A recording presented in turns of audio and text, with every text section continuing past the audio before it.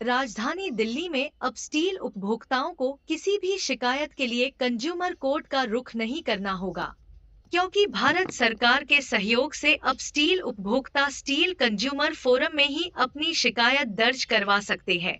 इतना ही नहीं, जब ग्राहक स्टील की खरीद फरोख्त करेंगे और अगर उसकी गुणवत्ता में किसी प्रकार की खामियां होगी तो उसकी शिकायत स्टाइल कंज्यूमर फॉर्म पर ही कर सकते हैं। नई दिल्ली में भारतीय विधि संस्थान इस्पात उपभोक्ता मंच स्टील कंज्यूमर फोरम की अध्यक्षा सुश्री निवेदिता शर्मा के नेतृत्व में नई टीम का परिचय कराया गया और फोरम की राज्य इकाइयों की तत्काल ही अधिसूचना जारी की जाएगी। फोरम के इस कार्यक्रम में विधि विभाग एवं इस्पात संस्थानों के अन्य अधिकारी भी उपस्थित थे और उन्हें फोरम द्वारा सम्मानित भी किया गया। फोरम की अध्यक्षा सुश्री निवेदिता शर्मा जी को मीडिया से जुड़ी सुश्री आरती त्यागी जी ने सम्मानित किया तथा फोरम के प्रमुख समन्वयक डॉ संतोष राय जी का सम्मान भाजपा के नेता श्री विजय भारद्वाज जी ने किया। फोरम की अध्यक्षा सुश्री निवेदिता शर्मा जी ने अलीगढ़ से भाजपा के नेता श्री राजकुमार सिंह तोमर जी को उत्तर प्रदेश इकाई का निदेशक का नियुक्ति पत्र प्रदान किया और आने वाले दिनों प्रत्येक राज्यों से आवेदन लिए जाएंगे जिससे राज्यों में फोरम का सुचारू रूप से कार्य चल सके। इस्पात उपभोक्ता मंच के प्रमुख समन्वयक डॉ संतोष राय ने उत्तर प्रदेश के नव नियुक्त निदेशक श्री राजकुमार सिंह तोमर का सम्मान किया तथा इस्पात विभाग के वरिष्ठ अधिकारी श्री मनोज कुमार ने भी सम्मानित किया। इस कार्यक्रम में विधि विभाग से नटराज अग्रवाल, सचिन राय, अरविंद गुलाटी इस्पात उपभोक्ता मंच के बारे में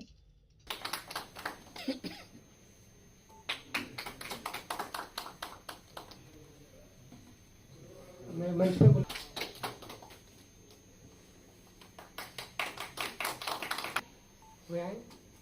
जो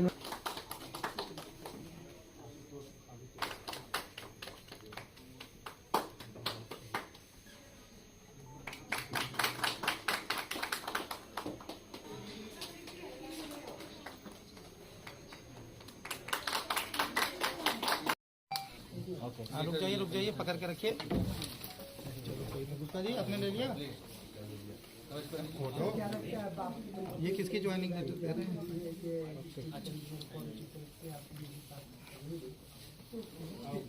एक बार सर्टिफिकेट दोबारा पकड़ लीजिएगा।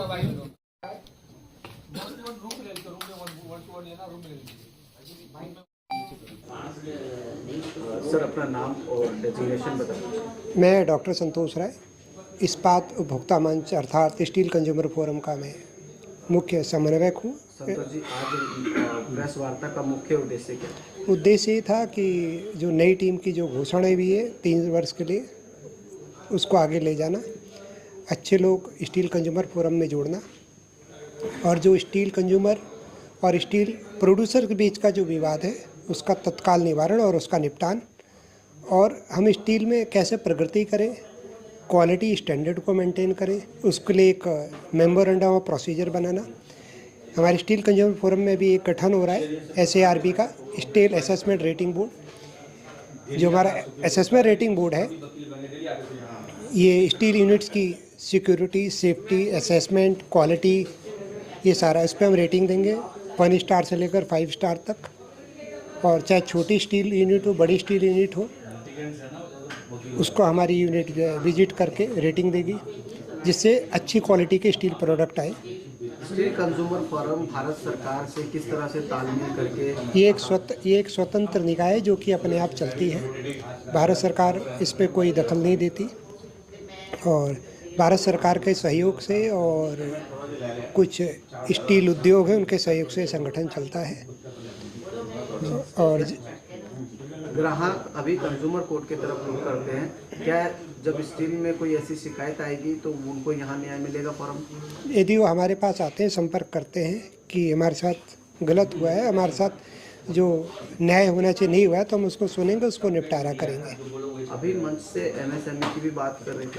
हाँ, हम MSME से इसलिए बात करें जो स्टील में कुछ काम करना चाहते हैं, तो MSME से बात करके उनको स्टार्टअप पे भी हम सहयोग करेंगे। क्या इस मंच के द्वारा लघु उद्योग अगर कहें हम तो लोगों को मिलेगा वो उद्योग? नहीं, उसके लिए एमएसएमई ऑलरेडी काम कर रहा है, लेकिन अब यदि कोई स्टार्टअप में आता है स्टील के साथ और research and scientific based steel उद्योग लगाता है और हमें फोरम से मदद मांगता है, तो हम एमएसएमई से बात करके उसको हम सहयोग करेंगे। अगर कोई शिकायतकर्ता आता है आपके पास, क्या प्रक्रिया रहेगी उसके जांच का और कैसे? तो हमारा एक टोल फ्री नंबर जल्दी आ रहा है ऑल इंडिया का, कॉल सेंटर होगा, सुबह 10 बजे से लेकर शाम के 5 बजे तक खुला रहेगा।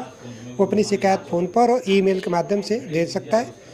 वो कंप्लेन रिकॉर्ड और रजिस्टर्ड कर ली जाएगी, फिर उसको हम स्टेट कंज्यूमर जो हमारा फोरम है उसको दे देंगे, वो उसकी शिकायतों का निपटारा करेंगे।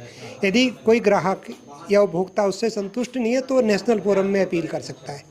अभी जो कंज्यूमर कोर्ट ऑलरेडी बना हुआ है उसमें और आपके फोरम हमारे बहुत अंतर है, क्योंकि उनके पास वैज्ञानिक जांच का पैमाना नहीं है। हमारे पास स्टैंडर्ड है, हमारी अपनी लैब आ रही है जिसमें हम स्टील प्रोडक्ट की जांच कर सकते हैं, किस क्वालिटी का स्टील है कि नहीं, उसमें क्या मिलावट है, इसकी भी जांच करने के बाद क्या आपको अधिकार है न्यायिक दंड देने के लिए? नहीं, उसके लिए एक न्यायिक दंड देने के लिए जो एग्जीक्यूटिव मजिस्ट्रेट्स होते हैं, ये मैटर हम कोर्ट को भेज देंगे।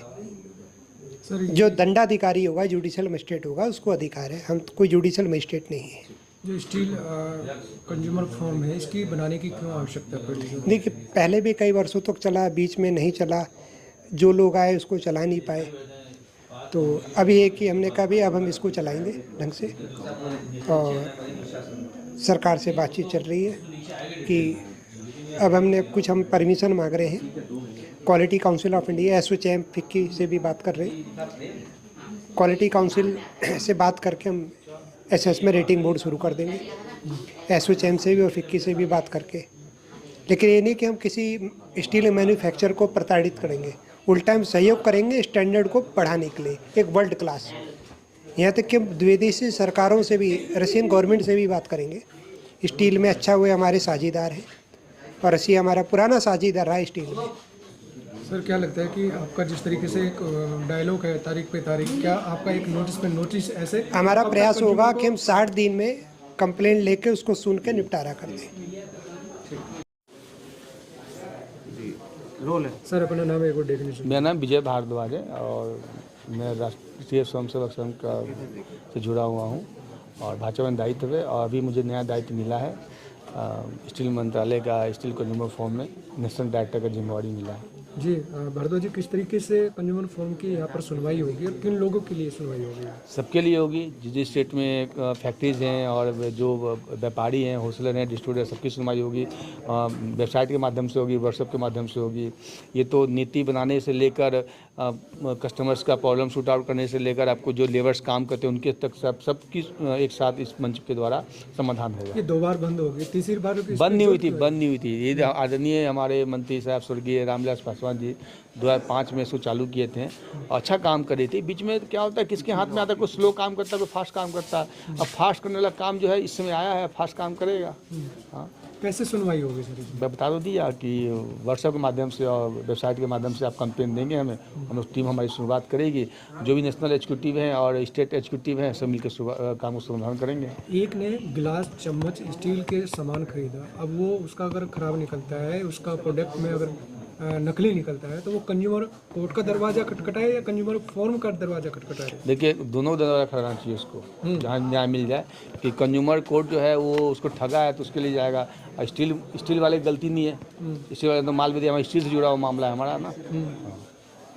तो कब तक सुनवाई हो जाएगी सर? भाई, कंज्यूमर कोर्ट के द्वारा सुनवाई कब तक होगी, उनकी टीम के ऊपर डिपेंड करता है। हमारे स्टील से जुड़ा हुआ कोई मामला होगा, हम लोग उसको विधि न सुनवाई करके रिजल्ट निकाल देंगे।